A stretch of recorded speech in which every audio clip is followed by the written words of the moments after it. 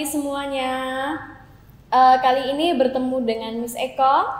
Miss akan menjelaskan tentang jenis-jenis paragraf. Yuk kita lihat sama-sama ya.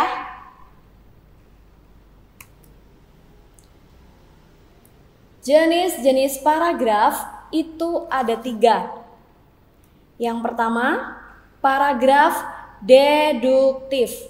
Apa itu paragraf deduktif? Mari kita lihat. Kalimat utama di awal paragraf. Kalian tentu tahu ya, paragraf itu seperti apa.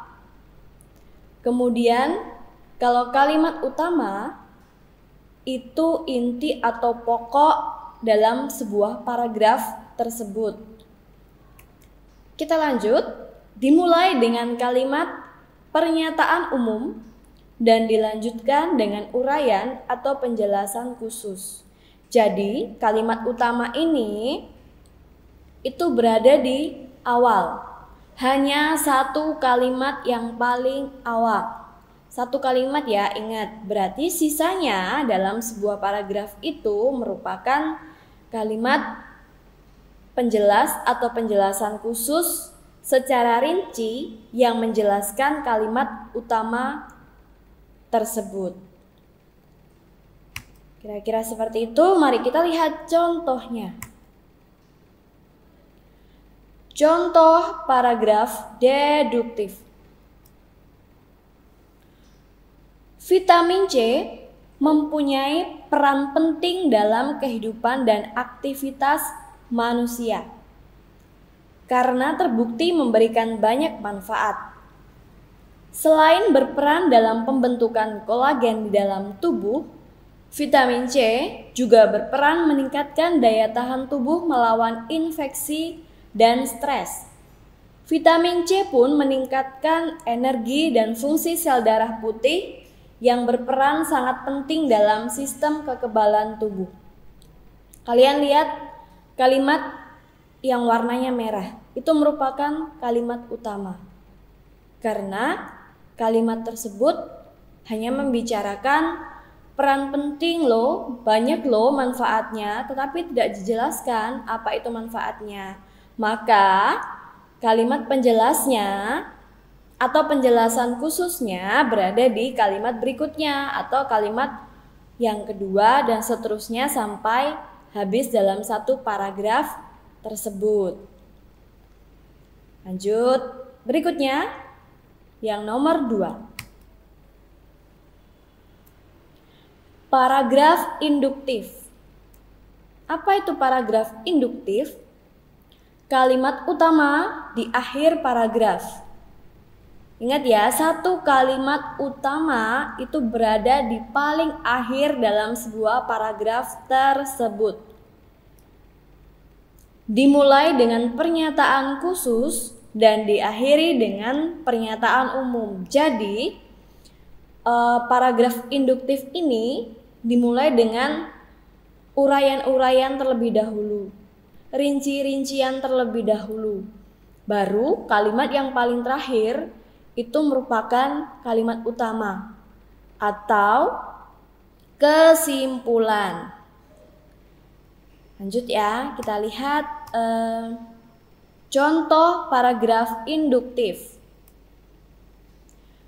Orang yang merokok akan rentan terkena penyakit jantung. Paru-parunya juga akan terganggu. Seorang perokok sangat berpotensi mengalami kemandulan. Bagi ibu hamil, jika dia merokok, janin dalam kandungannya akan mengalami gangguan. Itulah bahaya merokok. Kalian lihat tulisan yang warnanya merah.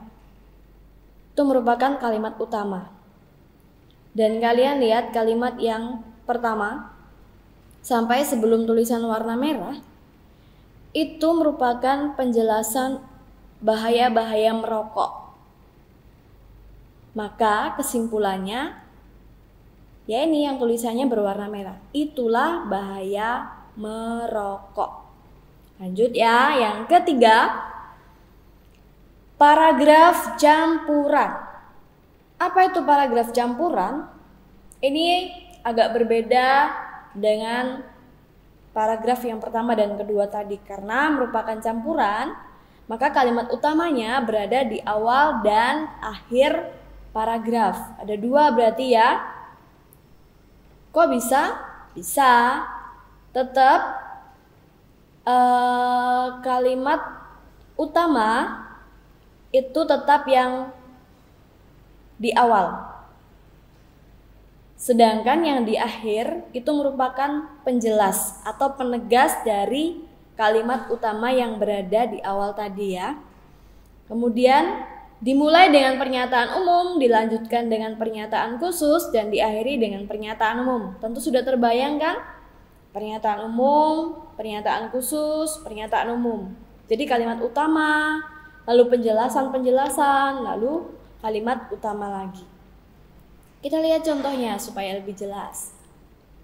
Contoh paragraf campuran.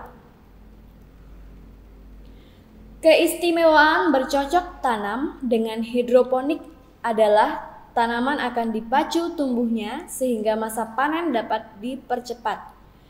Hama dan penyakit tanaman dapat lebih mudah dicegah karena makanan langsung diserap akar.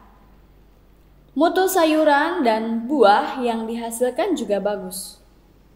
Keistimewaan bercocok tanam dengan hidroponik memang perlu kita buktikan.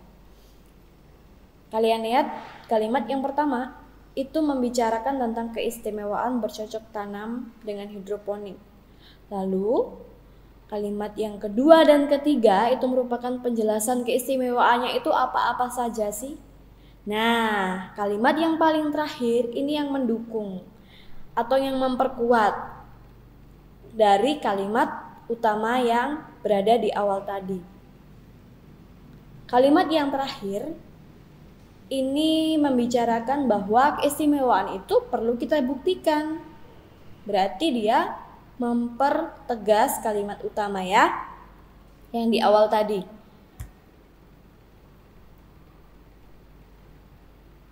Kira-kira seperti itu yang bisa kami sampaikan, tetapi ada tambahan sedikit. Jika kalian menemukan soal yang menanyakan ide pokok, gagasan utama, kalian tidak perlu bingung. Yang perlu kalian lakukan terlebih dahulu adalah menentukan kalimat utama. Kalau kalimat utama sudah ketemu, maka untuk menentukan ide pokok atau gagasan utama itu akan lebih mudah. Apa sih itu gagasan utama? Apa sih itu ide pokok? Gagasan utama atau ide pokok itu merupakan inti dari kalimat utama. Ingat ya, inti dari kalimat utama. Kalau kalimat berarti sampai tanda baca ya. Kalau inti berarti ya inti dari satu kalimat tersebut. Kira-kira seperti itu yang bisa kami sampaikan. Semoga bermanfaat untuk kalian semua. Selamat pagi.